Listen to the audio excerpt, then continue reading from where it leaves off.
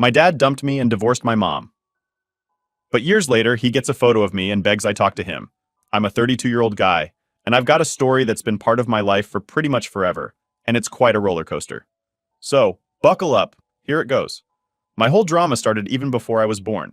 My mom discovered that my biological dad was cheating on her, which obviously put their marriage on really rocky ground. They started the divorce process, but then life threw a curveball. My mom found out she was pregnant with me. When she broke the news to my bio dad, he outright denied the possibility that I was his kid. He claimed he was infertile and accused my mom of cheating, demanding a paternity test. My mom was already emotionally shattered from all the cheating drama and his nasty accusations. Over the years, I've pieced together enough hints to suspect he was probably abusive too, though my mom has never explicitly confirmed this. Instead of dragging out a messy situation with paternity tests and more fights, my mom asked him to just give up his parental rights, especially since he was so adamant that I wasn't his kid. After that, she moved in with my grandparents, and that's where I was raised. Fast forward to when I was 14, I was hit with a wave of curiosity about this man. I pushed my mom to tell me the whole story, and after hearing it, my teenage brain got all these ideas about reuniting. I thought maybe my mom was just being petty, and if my bio dad knew for sure I was his son, he'd want to be a part of my life. I pressured her into contacting him, which she reluctantly did, only for him to send back this really hurtful letter full of insults and accusations. He called my mom all sorts of terrible names and accused her of just trying to get his money. That day was a turning point for me. I realized this guy was no father, and I decided I didn't need him at all. Now, let's skip to about 8 months ago. Apparently, my biological dad had some sort of near-death experience that changed his perspective. He tried to reach out to my mom to apologize for his past actions, but she wanted nothing to do with him. Somehow, he got a picture of me and noticed how much we look alike. This spurred him to contact me, claiming he was wrong back then and wanted a chance to get to know the only kid he had. At first, I ignored his attempts, but then he started throwing offers at me, paying off my student loans, buying me a house, taking me on expensive trips. I consistently refused. My fiance, who's 29, knew about all of this and initially supported my decision to keep him out of our lives. But as he persisted and our financial burdens grew due to the global economic downturn, she began to see his offers as a potential solution. She urged me to reconsider and let him help us out financially, especially since we were drowning in debt and had even delayed our wedding to save money. Despite the temptation, something inside me just couldn't accept his money. It felt like accepting his help would somehow validate all the years he denied and ignored me. So I set up a meeting with him, looked him straight in the eyes, and told him I would never take a dime from him. I made it clear that if he continued to try to contact me, I would involve the police and get a restraining order. When I told my fiancée about the meeting, she was livid. She argued that by refusing his money without discussing it with her first, I was making unilateral decisions about our finances, which she saw as controlling and selfish. She felt that I should have considered our joint financial struggles and at least talked it over with her before shutting him out financially. After that argument, she packed up her things and left, and now she's not answering my calls or texts. So here I am, feeling torn and confused. On one hand, I stand by my decision to reject his offers because of the principles involved. On the other hand, I'm grappling with the fallout of that decision, which has now jeopardized my relationship with the woman I love. I'm stuck wondering if I made the right choice, and honestly, any advice or thoughts from you all would be incredibly helpful right now. Am I the idiot? Now for the top comments before the update. Not the idiot. This isn't a big financial decision. This is you squaring away family affairs, making it unclear about a relationship with a man you do not want. Unfortunately, your fiancé seems more interested in milking the situation of money rather than caring about how you feel. Good riddance to her, I'd say. Exactly. And you've just learned a valuable lesson. Your fiancé is manipulating you for financial gain without regard for your feelings. She just showed you her true colors. The more I think about it, the more I'm appalled by her behavior. She left in an attempt to manipulate you and guilt undertaking money from a possibly abusive person. She has no problem exposing you to a toxic relationship. Does it mean she'll get money out of it? Sounds like you're better off without her. She's only interested in money. Lucky break, dude. She just showed you who she is. If she was only interested in money, she wouldn't have been with him while he was involuntarily poor to the point of putting off their wedding. There's a difference between struggling and trying the best you can, and poverty tourist slumming it, which is a very difficult way of putting his situation, and assumes that the idiot dad is on the level, but makes the point I'm going to vote no idiots here. I think you need to keep in mind, though, your fiancé is being practical. While you're being emotional, you feel no connection to this man. While I understand pride and dignity, taking his money when he hasn't contributed to your upbringing at all and owes you some money would put you and your fiancé in a much better situation and wouldn't hurt any more or any less than what you're doing now. It's not the most honorable thing to do. It's not the be the bigger person thing to do. But practically speaking, it would make your life much easier and compensate somewhat for the disadvantages of growing up without a father. Update 1. It all started yesterday when my best buddy called me up. He sounded super weird, like he was wrestling with whether to tell me something big. After a bit of back and forth, he finally let it slip. He'd seen my fiancé meeting secretly with my biological dad. Yeah, the same dad who I've been trying to keep at arm's length. They were at this little out-of-the-way cafe, trying to be low-key, but my buddy recognized them right away. Now get this. During their sneaky coffee meeting, my dad handed my fiancé a big fat envelope stuffed with cash. My friend was close enough to catch snippets of their chat. It sounded like my dad was doling out cash to help out because he thinks family should support each other. Can you believe that? I was totally blindsided. I mean, she knew how much I didn't want his money or anything to do with him, and yet there she was, taking it right under my nose. The sense of betrayal hit me like a truck. It's not just about the money, it's that she went behind my back after everything we've been through together. And to make things even messier, she's been dodging me, not answering any of my calls or texts to explain her side of things. Now I'm stuck in this giant mess, feeling more betrayed than ever. I've got a dad who's trying to sneak his way into my life by throwing money around, and a fiancé who might be siding with him over me. It feels like they teamed up while I was left in the dark. So what's my move here? I'm wrestling with a few options. Do I pull them both together and confront them head on? Do I try to fix things with her, hoping there's a good reason behind all this secrecy? Or is it time to just move on and save myself from more heartache? Honestly, I'm stumped. This whole situation has shaken up what I thought I knew about trust and loyalty. If anyone out there has any wise words or advice, I'm all ears because navigating this drama is proving to be way trickier than I ever imagined. Update 2. All right, so after a couple of days filled with lots of thinking and not much sleeping, I decided it was time to clear the air with my fiancé. I mean, we couldn't just keep avoiding the giant elephant in the room, right? So I sent her a text, asking her to come over because we needed to sort things out once and for all. She agreed, and that evening, she walked into the apartment, and man, you could cut the tension with a knife. I didn't waste any time. As soon as she sat down, I jumped right in. "So I know you met with my dad," I said, trying to keep my voice steady but feeling like my heart was pounding in my ears. "My friend saw you guys. Why didn't you tell me about it?" She let out this really long sigh, like she was tired before the conversation even started. "I knew you'd react this way," she said, looking down at her hands. "I knew you'd think I betrayed you.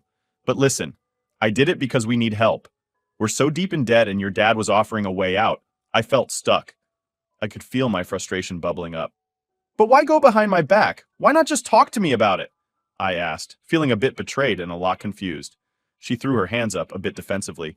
"Because I knew you'd just say no. Your pride and your issues with him would get in the way of us getting out of this financial mess. He was offering help, real, actual help, and I felt like I had to take it."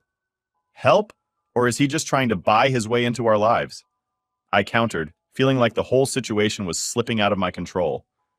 "You know how he is. He's manipulative. How can you even think of trusting him?" She paused, looking really unsure for a moment.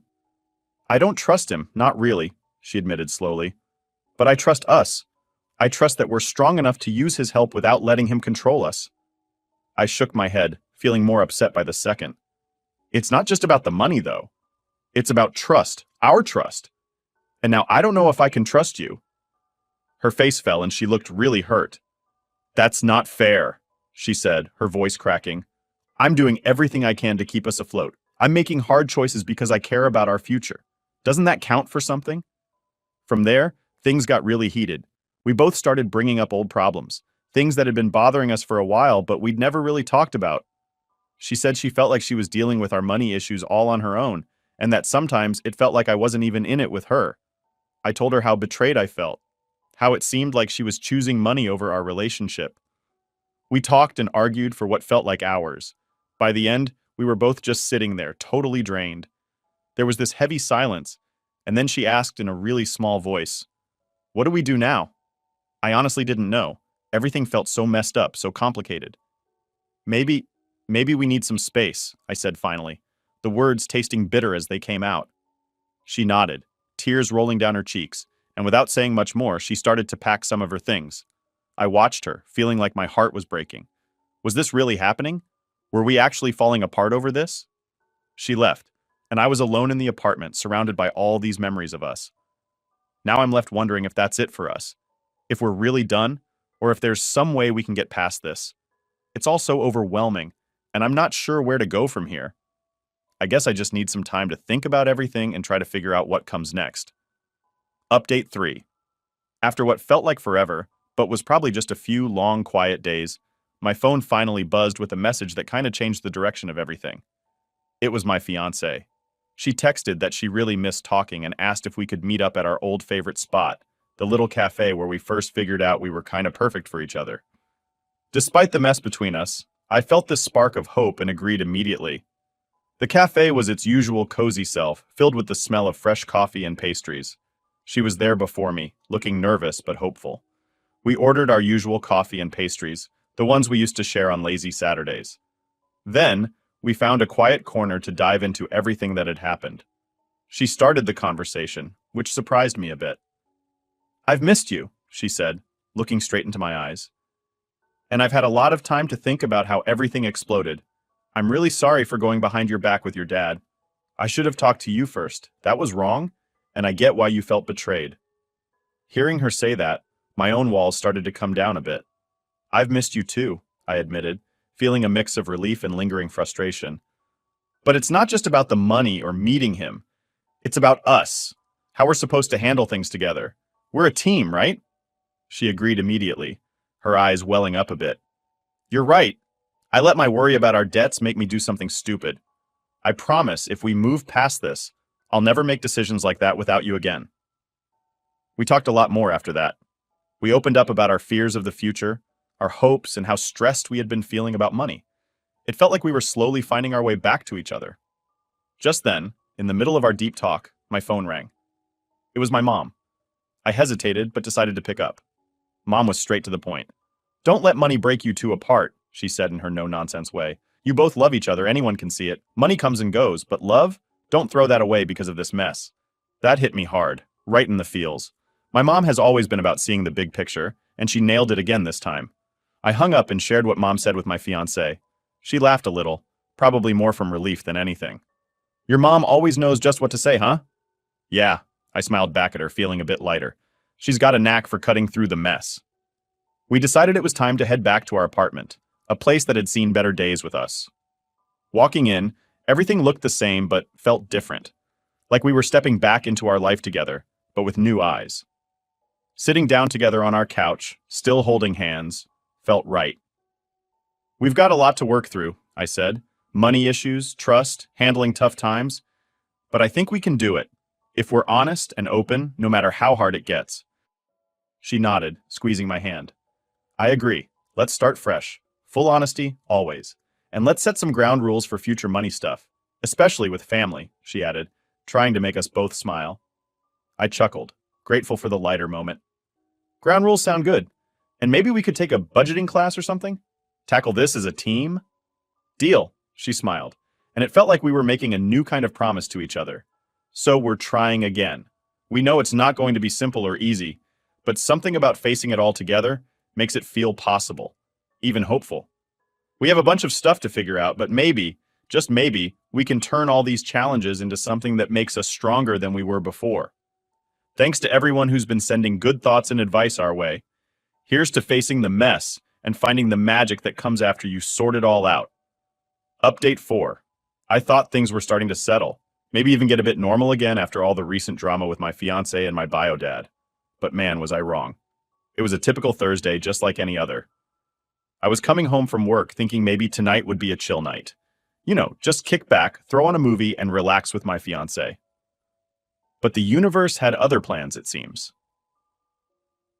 The moment I opened the door to our apartment, my heart pretty much stopped. There, sitting right on our couch like he owned the place, was my bio dad, the last person I ever wanted to see chilling in my living room. The shock of seeing him there just froze me for a second. Before I could snap out of it, my fiancé was up and talking fast, trying to smooth things over before they even got rough. I know this is a shock, but I thought it might be good if you guys could just talk, face to face. Maybe it would help, she said, looking really anxious. Help? I repeated, feeling my temperature rise. How could you think this would help anything? I didn't even give him a chance to settle in. I just said, I think you should leave. Now. My voice was calm, but it was like ice. I guess he could tell I wasn't messing around because he didn't argue. He just got up and left, but the storm was just starting.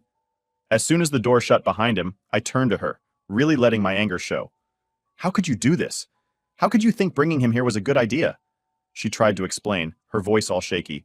I thought if you could just see him, talk to him, maybe things could change. Maybe you'd see things differently. Behind my back? Again? I was shouting now, couldn't hold it in. We just talked about trust, about making decisions together. And you go and do this? She was crying now, really crying. I just wanted to help. I hate seeing you so upset about him. I thought if you two could just clear the air. Clear the air? You think a chat would just fix everything? My words were harsh and I wasn't pulling any punches. I told you I don't want his money, his help, nothing. I thought I made that clear. Through her tears, she kept saying, I was just trying to help. I love you. I was trying to do something good. But I was too far gone, too wrapped up in my own betrayal and anger. I can't do this anymore, I told her, feeling a mix of rage and something like despair. I can't keep wondering when the next secret meeting or decision is going to pop up. She sobbed harder, pleading with me, please don't do this. I really did it because I love you. I thought it might bring peace. Peace? Or control? Were you trying to manipulate how I feel about my own father? The words were out before I could stop them, each one like a blow. Finally, she just stood there, looking at me with tears streaming down her face. It was quiet for a moment, a terrible, heavy quiet. I think you should leave, I said, for good. She didn't say much after that, just gathered her things, her shoulders shaking with sobs, and left. The door clicked shut, and that sound? It was like the final note in a song, the end of something big. Now the apartment feels empty, too big, too quiet. I'm left wondering if I went too far, if maybe I should have handled it differently. But every time I think about it, I come back to feeling betrayed, blindsided in my own home. It's a mess, a real mess, and I'm just sitting here trying to figure out if I could have done something different, something better. So yeah, that's where I am, alone, confused, and not sure where to go from here. If anyone's been through something like this, or if you've got any advice, I could really use some right now. Because honestly, everything feels pretty broken and I'm not sure how to start fixing it. Update 5. Ever since that day I walked into my apartment and found my fiancé and my bio dad there, things have been spiraling. I made a tough call to end things with her. It wasn't an easy decision, especially with all the history and feelings involved, but after she betrayed my trust not just once, but twice, I couldn't see any other way to keep my sanity. Since then, she's tried pretty hard to reach out to me. My phone was blowing up with her calls and texts, and she even tried to connect through emails. But honestly, I just couldn't deal with it. I felt like if I started talking to her, I might just fall back into the old pattern, and I couldn't risk that. So, I did what felt like the only thing I could. I blocked her. Blocked her on my phone, social media, everywhere. It was like I had to erase her presence to stop myself from crumbling. But she didn't stop there. She went for what she thought might be her last resort. She went to talk to my mom.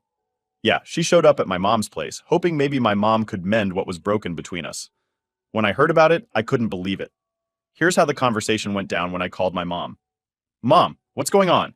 Why is she there? I asked, trying to keep the frustration out of my voice. Well, she's very upset, honey. She's asking for just one more chance to talk to you. She thinks you two can work it out, my mom explained, her voice calm and gentle. Mom, I just can't. How am I supposed to trust her again after everything? She went to him twice, even knowing how messed up that was for me, I said, my voice getting a bit louder than I intended. I understand, honey, but completely shutting her out. Are you sure that's what you want to do? Mom's voice was full of concern, making me second-guess myself for a moment. Yes, I'm sure. She made her choices, and now I've made mine. I need you to respect that, Mom. Please, I replied, feeling a mix of anger and sadness. My mom sighed, a deep, weary sigh. Okay, I'll respect your decision. I won't push you on this. But you know I'm here if you need to talk anytime. Thanks, Mom. I appreciate it, I said, feeling a little relieved but still pretty shaken up. After hanging up, I felt this weird mix of emotions. Relief, because my mom wasn't going to push me to talk to her. Sadness, because it really felt over now. And loneliness because, let's be honest, breaking up sucks. The apartment seemed too quiet, too big, just too much without her. Now, I'm just trying to keep busy. Work's been a decent distraction, and hanging out with friends helps. But there are moments, usually at night, when everything feels a bit too still, and I start wondering about everything. Did I make the right call? Could things have been different? I've been doing a lot of thinking about trust, about relationships, and about how to move on from someone when you really didn't want to let go in the first place. It's not easy. Some days are better than others. Some days I feel okay, almost normal. Other days, it feels like I'm just going through the motions. If anyone out there has gone through something similar, or if you've got any advice on how to handle this kind of stuff, I'd really appreciate hearing from you.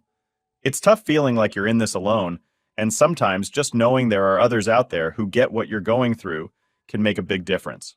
So, that's where I'm at. Just taking it one day at a time, trying to figure out life post-breakup, and hoping that eventually, things will start to feel a bit more normal. Update 6. About a month after everything went down with my ex-fiancée, the whole messy breakup and all the drama that followed, I ended up meeting someone new. Totally unexpected, but it's been awesome. We met at a friend's backyard BBQ. She was laughing at some jokes someone made, and I just had to know what was so funny. We started talking, and well, we haven't really stopped since. She's incredible, super understanding, laughs at my jokes, and she's got this way of making everything seem all right. After hanging out a few times, I realized I really liked her, like a lot. But I knew if this was going to go anywhere, I had to be upfront about all my baggage, especially the heavy stuff with my biological dad. So one evening, we were just chilling at this little diner we both like, and I decided it was time to tell her everything. I was super nervous, not gonna lie. I mean, it's not every day you tell someone about the deepest dramas of your life, right? I started with the basics. So there's something kinda heavy I need to tell you about me and my past. And from there, I just spilled it. Everything about how my dad denied being my dad, how he treated my mom, and the whole mess with my ex trying to sneak him back into my life. She listened to the whole thing, didn't interrupt once, just took it all in. When I was done, there was this pause, and I was just watching her, trying to figure out what she was thinking. Then she did something I didn't expect but totally appreciated. She reached over, took my hand, and said, "Wow, that's a lot to carry around. But you know what? I'm here for you. Whatever's happened, whatever comes next, I'm on your side." Man, hearing that felt like a weight lifting off my shoulders. It was so good to have someone just get it and stand by me without making it all complicated. Just as I was getting used to how great things were going, I got this call out of nowhere. It was from a woman who said she was my aunt, my dad's sister. I didn't even know I had an aunt. She sounded pretty serious and a little upset. "Your dad's really sick," she told me. "He's not doing well at all, and it might be your last chance to see him." That news hit me like a ton of bricks. I wasn't ready for it. Not at all. I mean, I had just started to get my life back on track, and then this? I took a deep breath, trying to keep my cool. "I appreciate you telling me this, but I've made peace with how things are between me and him. I don't think seeing him now would change anything or be good for either of us," I said, trying to be as polite but firm as I could. She pushed back a bit, talking about family and forgiveness and all that, but I just couldn't. "I'm really sorry, but I've got to stand by my decision. Please respect that," I told her, and after a few more exchanges, we ended the call. After hanging up, I was pretty shaken. I talked to my new girlfriend about it, and she was amazing. Just listening, supporting, and reinforcing that I had to do what felt right for me. "So, you do what's best for you," she said, squeezing my hand. "I've got your back no matter what." And that's where I'm at right now. I'm navigating this new, exciting relationship and dealing with these blasts from the past that just won't seem to let me go. But having someone who supports you without judgment, who stands by you through the weird, tough times, it changes everything. It makes the tough stuff a little easier to handle. Life's a wild ride, that's for sure. If you've ever been through anything like this, feel free to share your story. Knowing we're not alone in our struggles can really make a difference. Here's to new beginnings and handling whatever life throws our way. With a little help from our friends, and maybe a new special someone. Update 7. It all started with a phone call that came out of the blue, from a guy who introduced himself as a lawyer. I was already on edge, thinking, what now? He got straight to the point. "I'm calling about your father. He's passed away." That sentence alone felt like a punch to the gut. I hadn't seen or spoken to my dad in forever, and our last real interaction was anything but pleasant. The lawyer continued, not missing a beat. "He left a will, And he's included you quite significantly. There's also a letter for you. He left a substantial sum of money in your name. My brain was scrambling at this point. Money? A letter? From him? Why? I barely managed to mutter, I see. This is a lot to take in. Of course, these situations are never easy. We can arrange a meeting to discuss this further and go through the details whenever you're ready, the lawyer replied, sounding all calm and professional. I agreed to meet him, more out of curiosity about the letter than the money. I ended the call, and my thoughts were racing. I immediately dialed up my new girlfriend, who has been a rock through recent times. Hey, so my dad passed away, I started, and even saying that felt weird. I told her about the will, the money, and especially the letter. I don't know how to feel about all this, I admitted.